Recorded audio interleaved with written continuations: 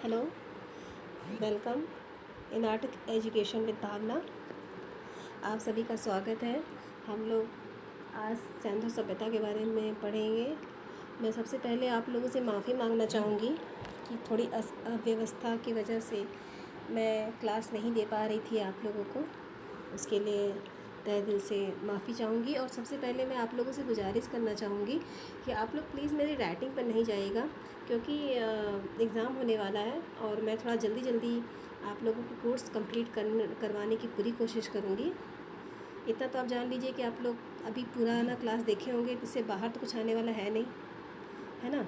तो फिर चलिए ठीक है, हम लोग पढ़ते हैं सिंधु सभ्यता। ठीक है, सिंधु घाटी की सभ्यता। यह सभ्यता यह सभ्यता आदि ऐतिहासिक काल के अंतर्गत आती है। यह वह कला है जिसमें कोई पढ़ नहीं सकता, जबकि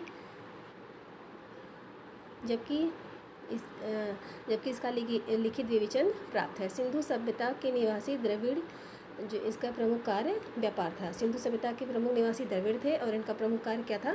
व्यापार था। सिंधु घाटी सभ्यता का समय 2700 से 1700 ईसा पूर्व है, लेकिन विभिन्न विद्वानों ने इसके अलग अलग मत दिए हैं। जॉन मार्शल ने इसका 3250 से 2750 ईस्वी बताया है। रेडियो कार्बन के डेटिंग के अनुसार से 2300 से 1750 ईसा पूर्व है।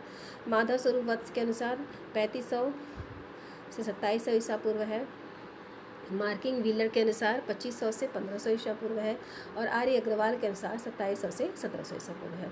1924 ईस्वी में जॉन मार्शल ने इस सभ्यता का नाम सिंधु घाटी सभ्यता रखा। पुरातात्विक खुदाई के प्रभारी सन जॉन मार्शल थे। 1902 से 19 तक ASI दिल्ली के महानिदेशक रहे। नगरी सभ्यता का नाम गार्डन चाइल्ड ने रखा था। हड़प्पा सभ्यता का नाम पुरातत्वों ने रखा था। इसकी खोज 1921 ईस्वी में हुई थी। सर्वप्रथम इस सभ्यता की खोज हड़प्पा में हुई, इसलिए इसे हड़प्पा सभ्यता कहते हैं। ताम्रयुगीन सभ्यता भी इसे कहते हैं, क्योंकि सर्वप्रथम औजारों के लिए तांबे का प्रयोग हुआ है। ठीक है, तांबा टीन मिलाकर कांसा तैयार किया गया, इसलिए इसे कांस्ययुगीन सभ्यता भी कहते हैं। मेलुहा सभ्यता इसलिए कहते हैं क्योंकि मेसोपोटामिया के लोगों ने इसको मेलुहा कहा था। प्रथम नगरीय सभ्यता, नगरी नियोजन होने के कारण इसे नगरीय सभ्यता कहते हैं। गैर आर्य सभ्यता क्यों कहते हैं? क्योंकि इसे सिंधु सभ्यता नगरीय सभ्यता थी, जबकि सभ्यता ग्रामीण सभ्यता थी। ठीक है, इसलिए इसे गैर आर्य सभ्यता भी कहते हैं। पकाई गई ईंटों की सभ्यता भी इसे कहते हैं। मृदभांड की सभ्यता कहते हैं। सरस्वती नदी घाटी की सभ्यता कहते हैं, क्योंकि अधिकांश सभ्यताएं उसी नदी के किनारे पाई गई थी, इसलिए सरस्वती नदी घाटी सभ्यता भी कहते हैं। ठीक है, इंडियन शैली भी की सभ्यता भी इसे कहते हैं। ठीक है, सिंधु सभ्यता का प्रादुर्भाव प्राक हड़प्पा सोती हुई संस्कृति से माना जाता है। इसका प्रादुर्भाव कहाँ से हुआ है?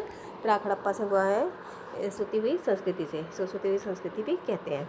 सिंधु सभ्यता प्रमुखतः वास्तुकला के लिए जानी जाती है। सिंधु सभ्यता का विस्तार।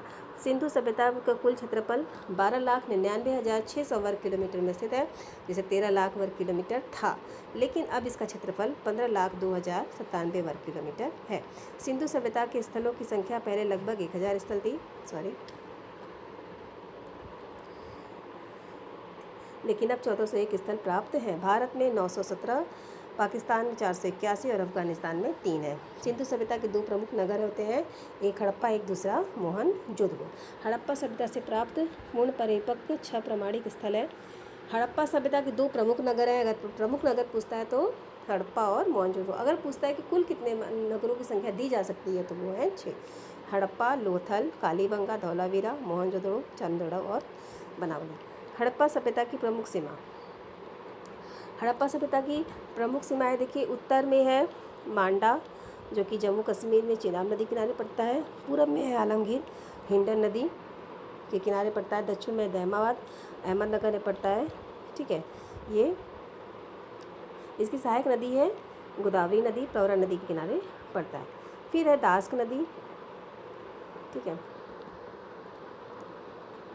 हाँ सॉरी, मुझे लग रहा है स्क्रीन शॉट से कुछ कट गया है।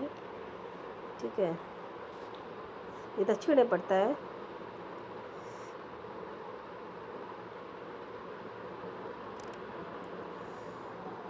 नदी फिर है नदी घाटी सभ्यता में मेसोपोटामिया, दजला फरात नदी के किनारे है। दजला टिग्रिस नदी किनारे है, जिसको इराक में इसे टिग्रिस कहते हैं, और फरात को यूफ्रेटिस। मिस्र की सभ्यता मिस्र की सभ्यता को मिस्र का वरदान कहा जाता है। हड़प्पा सभ्यता का विस्तार सभ्यता सिंधु तथा अन्य नदियों के किनारे हुआ है, इस सभ्यता का विस्तार था। चीन की सभ्यता वांगहो शोक नदी, इसे शोक कहते हैं, इसे चीन का शोक कहते हैं वांगहो को। सिंधु सभ्यता का सबसे प्राचीन नगर हड़प्पा है। सिंधु सभ्यता का सबसे प्रमुख नगर अगर पूछता है तो मोहनजोदड़ो है। सबसे प्राचीन नगर हड़प्पा है और सबसे प्रमुख नगर मोहनजोदड़ो है। सिंधु सभ्यता का में बड़ा भारत का नगर राखीगढ़ी है। सिंधु सभ्यता का सबसे छोटा भारत में नगर अल्लाहदीनो है। पूरे सिंधु सभ्यता का सबसे बड़ा नगर मोहनजोदड़ो है। सिंधु सभ्यता का पत्तन बंदरगाह लोथल और सुतकांगो डोर बलूचिस्तान और बलूचिस्तान में है। सुतकाको और भगत राव सुतुरगोई।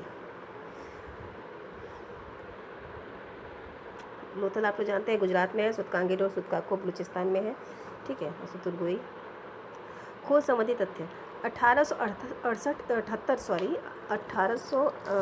वो क्या है कि थोड़ी सी मैं भी प्रेशर में आ गई हूँ, इसलिए मुझसे थोड़ी मिस्टेक हो रही है, उसको आप लोग नेगलेक्ट करिएगा जी। तो 1878 ईस्वी में जनरल कनिंघम ने सर्वप्रथम हड़प्पा टीले का पता लगाया था और 1921 में राय बहादुर शाहनी ने इसका उत्खनन कराया था। सभी लोग जानते हैं कि हड़प्पा सभ्यता का उत्खनन किसने कराया था? 1921 ईस्वी में दयाराम राय बहादुर शाहनी ने कराया था। 1924 ईस्वी में सन जॉन मार्शल अर्नेस्ट मैके ने इस सभ्यता का विस्तृत खोज की। अर्नेस्ट मैके और सर जॉन मार्शल ने 1921 से 22 ईस्वी में हड़प्पा और मोहनजोदड़ो की खुदाई हुई। जॉन मार्शल के नेतृत्व में 1922 ईस्वी में हुई। सिंधु घाटी सभ्यता की समकालीन व पूर्व सभ्यता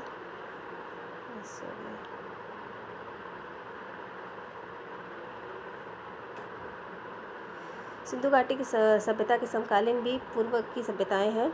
इसमें क्वेटा सभ्यता है, अमरी नुंदरा नाल सभ्यता है।